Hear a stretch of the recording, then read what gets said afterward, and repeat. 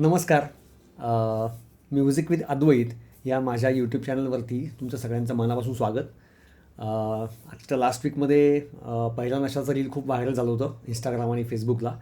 आणि त्याच्यामध्ये मला खूप लोकांनी त्यांच्या मनातल्या खूप शंका विचारल्या आहेत की सर मला कीबोर्ड शिकायचा आहे, अगदी सुरुवातीपासून शिकायचं आहे, तर मी कुठला इन्स्ट्रुमेंट कन्सिडर करावं, काय प्राईस रेंज असते. नंतर एकाने विचारलं होतं की मला थोडं वाजवता येतं आणि आता माझा जुना कीबोर्ड मला बदलून नवीन कीबोर्ड घ्यायचा आहे, तर मी कुठला कीबोर्ड कन्सिडर करावा, कुठलं इन्स्ट्रुमेंट शिकावं, पहिले कीबोर्ड शिकावा, हार्मोनियम शिकावी, पियानो शिकावा, डिजिटल पियानो घेतला तर काय होईल, किंवा किती ऑक्टेवचा कीबोर्ड घ्यावा, आणि असे बरेच प्रश्न विचारले. किती एजपासून शिकता येतं पुढे.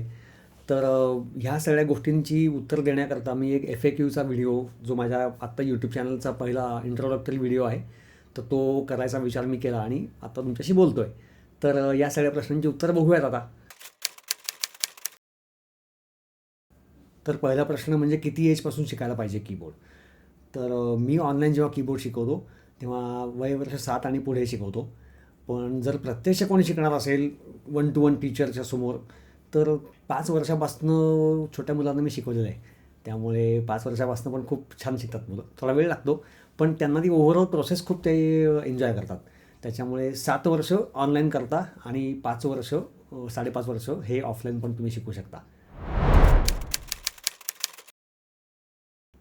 आता पुढला प्रश्न म्हणजे कुठलं वाद्य घ्यावं शिकण्यासाठी. कीबोर्ड घ्यावा, हार्मोनियम शिकावी, पियानो शिकावा, डिजिटल पियानो घ्यावा, ह्या प्रश्नांची उत्तरं. तर कीबोर्ड सगळ्यात सोपा, कारण हा मेंटेन करायला खूप सोपा आहे. तो जर थोडा नीट पुसला, केसमध्ये झाकून ठेवला की त्याला काही होत नाही विशेष. वेळेस हार्मोनियमला ॲकोस्टिक वाद्य आहे, तर त्याच्या जो लेदरचा भाता असतो तो खराब होऊ शकतो कालांतराने. नंतर पियानोमध्ये ट्युनिंग करायला लागतं, आणि ॲकॉस्टिक इन्स्ट्रुमेंट मोठं आहे पुष्कळ, जो जागा जास्त लागते. तर सगळ्यात सोपं माझ्या दृष्टीने विचाराल तर कीबोर्ड सगळ्यात सोपं आहे शिकायला. आता डिजिटल पियानो घ्यावा का, शिकावा का. तर डिजिटल पियानोच्या नंबर ऑफ कीज ह्या जास्त असतात. हा कीबोर्ड जो आहे 5 सप्तकांचा, तर त्याच्यामध्ये 61 कीज असतात. म्हणजे 5 सप्तकामध्ये प्रत्येकात 12 नोट्स, 12-5 60 आणि एक शेवटली एक स्ट्रॉ असते. त्या 61 नोटचा कीबोर्ड आहे. मी आत्तापर्यंत कधी माझ्या आता 30 वर्षाच्या आयुष्यामध्ये, म्युझिक फील्डमधल्या आयुष्यामध्ये, मी कधी 5 सप्तकांपेक्षा म्हणजे या कीबोर्डपेक्षा मोठा कीबोर्ड कधीही मला घ्यावा लागला नाही, स्टेज परफॉर्मन्स करता किंवा स्टुडिओच्या रेकॉर्डिंग करता. पण ज्यांना स्पेसिफिकली पियानोच शिकायचा आहे, ट्रिनिटी कॉलेज ऑफ लंडनच्या त्यांना परीक्षा द्यायच्या आहेत, किंवा ज्यांना पियानोचा आवाज खूप जास्त आवडतो, सुंदरच असतो ऑफकोर्स, तर त्यांनी मात्र पियानो, डिजिटल पियानो ह्याच्याकडे जायला हवं. आणि तो तुम्हाला तो साऊंड जो असतो तो तुम्हाला या कीबोर्डमध्ये रेअरली मिळतो. त्याकरता तुम्हाला खूप मोठं जास्ती किमतीचं वाद्य घ्यायला लागतं. पण कीबोर्ड शिकण्यामध्ये एक वेगळी गोष्ट तुम्हाला नंतर इंट्रोड्यूस होते, ती म्हणजे कीबोर्ड प्लेअरला एम्पथी असणं आवश्यक आहे. एम्पथी म्हणजे काय, तर सतर प्लेयर काय प्रकारे विचार करून एखादा म्युझिक पीस वाजवेल, सोलो व्हायोलिनवाला वाजवताना वादक तो कशा प्रकारे त्याला वाजवेल, फ्लूट वाजवताना त्यामध्ये काय त्याची ब्युटी आहे फ्लूटची, किंवा गिटार वाजताना गिटारला 6 तारा असतात आणि मला तर 10 बोट आहेत प्रत्येकाला. तर मी 10 बोटांनी 10 गिटारचे साऊंड किंवा नोट्स वाजवू शकतो, पण मग ते खरं वाटेल का. तर सगळ्यात पहिली गोष्ट म्हणजे कीबोर्ड हे वाद्य शेवटी कॉम्प्रोमाइज आहे, किंवा तुम्हाला ॲडव्हान्टेज आहे की तुम्हाला सगळी वाद्य एका ठिकाणी मिळतात.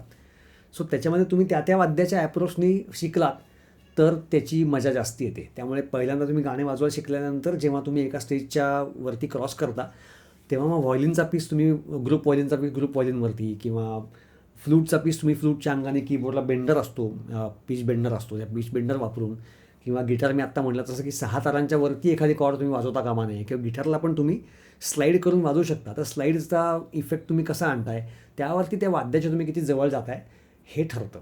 त्यामुळे कीबोर्ड पहिले शिकायला सोपा असला की नंतर तुम्हाला त्याची एम्पथी येणं आवश्यक आहे, की विविध वाद्यांचे अँगल, बेस गिटार असेल किंवा मेंडोलिन असेल, ह्या सगळ्या वाद्यांची, ड्रमसेट असेल, तबला, पखावाज तुम्ही वाजवू शकता. सो पुढे जाऊन तुमचं म्युझिकल नॉलेज पण याने ग्रो होऊ शकतं. हार्मोनियम आणि पियानो तुम्ही शिकलात तर तुमचं त्या वाद्याशी निगडीत तुम्ही वादन करू शकाल. आणि ह्याच्यामध्ये मात्र तुम्हाला मल्टीडिमेन्शनल ॲप्रोच येणं पण आवश्यक आहे. ते थोडं अवघड पण आहे, पण ते आल्यावर त्याची मजा वेगळी आहे खूप. मग कुठला कीबोर्ड घ्यावा, तर 61 कीजचा टच रिस्पॉन्स असलेला कीबोर्ड घ्यावा. टच रिस्पॉन्स म्हणजे काय, तर साधी गोष्ट, तर मी ह्या टेबलावरती इथे अलगद मारलं आहे आणि हार्ड मारलं आहे. जितक्या जोरात मी मारेन तेवढा जास्ती जोरात त्याचा आवाज होतो. तसं पियानो किंवा कुठल्याही वाद्यामध्ये, गिटार पण असंच होतं, ते कीबोर्डने रिस्पॉन्ड करणं आवश्यक आहे आपल्याला. त्याच्यामुळे जेव्हा तुम्हाला टच रिस्पॉन्सचा कीबोर्ड असतो तेव्हा त्या कीबोर्डमध्ये ह्या सगळ्या फॅसिलिटी, की तुमची अलगद मारलं कीबोर्डवर स्ट्राईक केलं तर त्याचा हळू आवाज येईल आणि जोरात स्ट्राईक केलं तर मोठा आवाज येईल. ही फॅसिलिटी त्यामध्ये असते. बघा कसं येत आता. हा आता मीडियम वेलॉसिटी सेटिंगला केलेला आहे.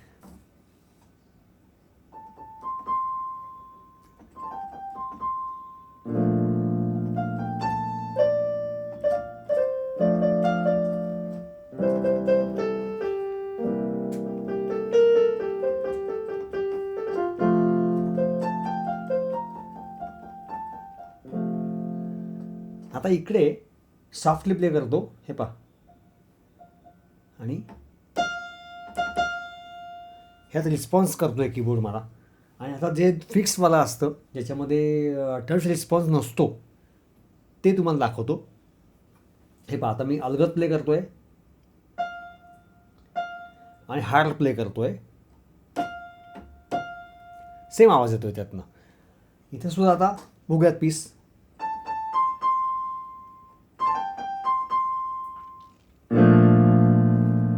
खूप लाऊड वाजतो आहे, मला कंट्रोल नाही करता येते हा. आणि मग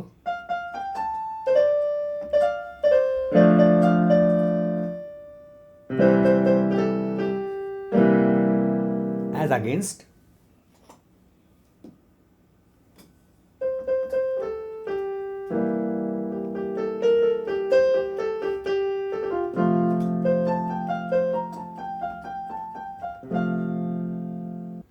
सो टच रिस्पॉन्स असणं आवश्यक आहे. त्याच्याशिवाय तुम्ही त्या वाद्यातनं इमोशन्स नाही प्रोड्यूस करू शकत. त्यामुळे कीबोर्ड घ्यायचा असेल तुम्हाला तर टच रिस्पॉन्स फंक्शनचा कीबोर्ड घेणं आवश्यक आहे आणि 5 सप्तकांचा कीबोर्ड पुरे आपल्याला. तर आता कुठला कीबोर्ड घ्यावा, कुठले कीबोर्ड योग्य आहेत, त्यांच्या किमती काय आहेत, मॉडेल नंबर काय आहे, याविषयी बघूयात आपण.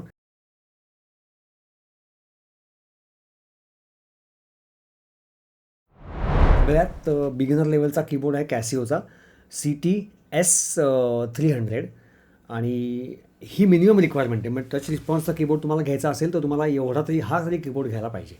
त्याच्यामध्ये सगळ्या फॅसिलिटी रिदम आहेत, 61 कीज आहेत त्याच्यामध्ये. फक्त थोडीशी त्याची विड्थ जी आहे ती कमी आहे, कारण त्याच्यात बाकीच्या गोष्टी फॅसिलिटीज लिमिटेड असल्यामुळे त्याचा साईज एवढा मोठा नाही आहे. त्यामुळे हा ट्रान्सपोर्ट तुम्ही सहज करू शकता. प्लस त्या कीबोर्डला अंगचंच प्लास्टिकमध्येच एक त्यांनी हँडल दिलेलं आहे, त्यामुळे ट्रिपला तुमच्या आउटिंगला तुम्ही हा बरोबर घेऊन जाऊ शकता. नंतर पुढचा कीबोर्ड आहे तो म्हणजे CT-X700, CT-X870IN, नंतर CT-X8000IN, कॅसिओ CT-X9000IN. आता यातले पहिले 2 कीबोर्ड सोडले आपण, X700 आणि त्याच्या अलीकडला आपला छोटासा 300. तर बाकी सगळ्या कीबोर्ड्स पुढच्या 3 जे आहेत, 870IN, 8000IN आणि 9000IN, या सगळ्यांना USB ड्राईव्हमधनं रजिस्टर्ड मेमरीची बँक तुम्हाला पेन ड्राईव्हवर ते सेव्ह करता येते. रजिस्टर्ड मेमरी म्हणजे कीबोर्डला इकडे हे 4 बटणं आहेत आणि त्या 4 बटनांमध्ये तुम्ही कुठले पण 4 साऊंड्स आणि 4 रिदम, त्यांचे 4 वेगवेगळे टेम्पो हे तुम्ही स्टोअर करू शकता. आणि त्या बँकची स्टोरिंग कपॅसिटी संपली की तुम्ही ती बँक USB सेव्ह करायची आणि दुसरी बँक त्याच्यात जनरेट करायची, ती पण सेव्ह करायची. म्हणजे समजा 8 गाण्यांचा तुमचा ह्याच्यात स्टोअर झाला असेल आणि अजून काही गाणी तुम्हाला वाजवण्याकरता साऊंड बँक प्रिपेअर करायची असेल तर तुम्ही दुसऱ्या बँक ते सेव्ह करू शकता. ही सगळी फॅसिलिटी कॅसिओच्या या 3 कीबोर्डमध्ये आहे. आता यामाचा पहिला कीबोर्ड आहे i300, त्यात ही फॅसिलिटी नाही आहे. पण हा एंट्री लेवल कीबोर्ड आहे, हा पण वजनाने हलका आहे, साऊंड पण चांगले त्याच्यामध्ये. आणि यामाची एक थोडी खासियत अशी आहे की थोडे कॅसिओपेक्षा प्राइसी आहेत कीबोर्ड, पण त्यांचा आवाज अजून चांगला आहे आणि थोडी ड्युरेबिलिटी जास्त चांगली आहे यामाच्या कीबोर्डची. पुढचा कीबोर्ड आहे तो म्हणजे i500 साधारण मला वाटतं 23 साली आला होता कीबोर्ड आणि खूप लोकांनी घेतला आहे इंडियामध्ये. कारण ह्याची इंडियन साऊंड बँक चांगली आहे, कीबोर्डची साऊंड क्वालिटी चांगली आहे. So it is a popular keyboard. आता हा मिळत नाही, पण कारण त्याच्यापुढे आता या वर्षात यामाने 2 नवीन कीबोर्ड लॉन्च केले आहेत, ते म्हणजे i510 आणि दुसरा i610. आणि हे जे i500, 510 आणि 610 या तिन्ही कीबोर्डला तुम्ही ती रजिस्ट्रेशनची बँक USB ड्राईव्हला पेन ड्राईव्ह सेव्ह करू शकता. पुढचा कीबोर्ड आहे रोलॅन. मी बेसिकली जरी पहिल्यापासून कायम प्रोफेशनल कामाकरता रोलॅनचे कीबोर्ड वापरले, पण मी हे रोलॅनची मॉडेल्स वापरून बघितलेली नाहीत, त्यामुळे त्याच्याविषयी मी मला काही सांगू शकत नाही की ह्याच्याविषयी खासियत काय आहे किंवा असं. पण तुम्हाला मॉडेल सांगून ठेवतो. एक म्हणजे EX10, नंतर EX20 आणि EX30, नंतर BK3. याची मी तुम्हाला एक नंतर व्हिडिओ करेन आहे 2-3 महिन्यामध्ये, याचा ट्युटोरियलचा व्हिडिओ की साऊंड कसे आहेत किंवा रिदम कसे आहेत त्याचे. आणि रोलॅन्डचे अजून 2 नवीन कीबोर्ड लॉन्च झालेत आत्ता, ते म्हणजे Go-Key 3 आणि Key 5. आणि अगदीच नवीन आहेत, पण ह्याच्यामध्ये एक नवीन फॅसिलिटी अशी आहे की रोलॅन्डचा क्लाउड म्हणून त्यांचं एक साऊंड बँक डाउनलोड करायची क्लाउड बेस्ड सर्व्हिस आहे. तर त्याच्यात तुम्ही कुठल्या प्रकारची म्युझिक्स वाजवता, वेस्टर्न क्लासिकल वाजवता, पॉप वाजवता, रॉक वाजवता, इंडियन साऊंड तुम्हाला हवेत, तर त्याच्यामध्ये वेगवेगळे साऊंड बँक्स अवेलेबल आहेत जे तुम्ही डाउनलोड करून तुमच्या कीबोर्डला USB कॉर्ड थ्रू किंवा USB पेनड्राईव्ह थ्रू इन्स्टॉल करू शकता. सो तुमच्याकरताची कस्टम साऊंड बँक, त्यांची बरीच त्याच्यामध्ये व्हरायटी आहेत साऊंडच्या, तर ती तुम्ही कस्टम बँक त्यात करू शकता. आणि ही त्यातली सगळ्यात बाकीच्या कीबोर्डपेक्षा ही वेगळी फॅसिलिटी या कीबोर्डमध्ये आहे. आणि शेवटला उरला तो म्हणजे कॉर्कचा आत्ता EK50, IN per stand for India, हा कीबोर्ड आहे. हा जरा जास्त चांगला कीबोर्ड आहे. आणि तो यामाचा जो नवीन सांगितला आहे मी आत्ता, i510, 610 या 2 कीबोर्डच्या सारखा आहे. जास्ती चांगला आहे, जास्त कॉम्प्लिकेटेड आहे वापरायला, पण फॅसिलिटी जास्त आहे. ऑब्व्हियसली फॅसिलिटी जास्त म्हणजे कॉम्प्लिकेशन वाढणारच. सो सुरुवात म्हणून तुम्ही पहिल्यांदा हा कीबोर्ड घेऊ नका, असा माझा तुम्हाला सल्ला आहे. तर तुम्ही ऑलरेडी वाजवताय, एक कीबोर्ड आहे जो जुना झाला आहे, नवीन घ्यायचा आहे कीबोर्ड, तर तुम्ही कॉर्कचा हा कीबोर्ड तुम्ही नक्की घेऊ शकता. साऊंड चांगले आहेत, मी ऐकलेत त्याचे साऊंड्स. रिदमच्या बँक्स पण चांगले आहेत, इंडियन बँक्स पण त्याच्यात साऊंडचे चांगले आहेत. काही काही साऊंड आहेत वाईट, पण ते प्रत्येकच कीबोर्डमध्ये असतात. म्हणजे यामाची फॉर एक्झाम्पल या 500मधली सारंगी फारच मीडिऑकर आहे. पण असं प्रत्येक कीबोर्डमध्ये काहीतरी असतंच. माझ्या ह्या कीबोर्डला पण असे साऊंड्स काय काय आहेत की जे खूपच मीडिऑकर आहेत. सो आता पॉवर अडॅप्टरविषयी बोलू आपण. मला कोणी कोणी प्रश्न विचारले की पॉवर अडॅप्टर आमचा खराब झालेला आहे, तो जोडून काही कीबोर्ड चालू होत नाही, तर आम्ही सेल वापरू का? तर सेल वापरणं कायमस्वरूपी चांगलं नाही. एक तर खूप खर्चिक आहे ती गोष्ट. सेल फार पटकन त्यातले संपतात, त्यातली पॉवर संपते. दुसरी गोष्ट, कीबोर्डमध्ये सेल चुकून राहून गेले तर सीझन चेंज आणि या सगळ्या गोष्टींमुळे, आणि सेल जुने झाले की सेल लीक होतात आणि त्यातनं त्याच्यातनं एक लिक्विड बाहेर पडतं आणि त्याने कीबोर्ड डॅमेज होतात. तर तुम्हाला अगदीच अर्जन्सी नाही आहे तोपर्यंत तुम्ही कीबोर्डमध्ये सेल वापरू नका. तर ॲडॅप्टरची मुख्य काळजी कशी घ्यायची, तर पॉवर ॲडॅप्टर बरेच लोक, मी परवा एक किस्सा बघितला की त्यांनी हा कीबोर्ड जो आहे, या कीबोर्डच्या मागे आपण पॉवर ॲडॅप्टर लावतो, तर तो पॉवर ॲडॅप्टर लावलेला असतानाच त्याने कीबोर्ड तो सॅकमध्ये त्या केसमध्ये भरला होता. म्हणजे आणि त्या कीबोर्डची ही बाजू जी आहे ती मागची किंवा जमिनीकडची बाजू असते. सो तुम्ही केसमध्ये जेव्हा कीबोर्ड उचलता तेव्हा ही बाजू खाली जाते, जेव्हा ठेवता खाली तेव्हा पण हीच बाजू टेकते. सो त्या पॉवर अडॅप्टरच्या शेवटल्या भागावरती त्याचा पूर्ण जोर येत होता, तर तो कधी पण तुटला असता, त्याची वायर आतली ब्रेक झाली असती आणि शेवटी कनेक्शन जातं.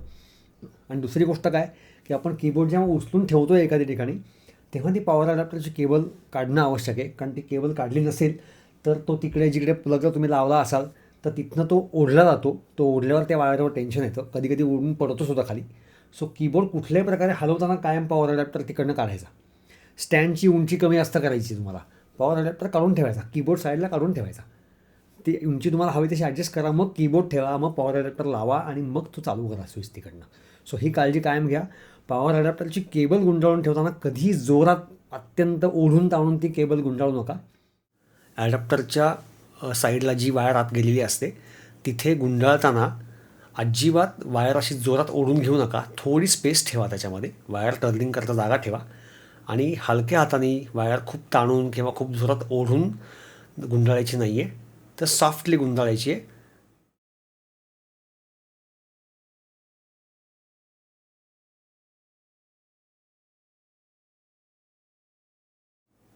शेवटी गुंडाळून झाल्यावरती ॲडॅप्टरचा जो कीबोर्डच्या तिकडला एंड असतो, तर तिथे तो पण एंड जो आहे तो अत्यंत हलकीपणे आत खोचायचा आहे.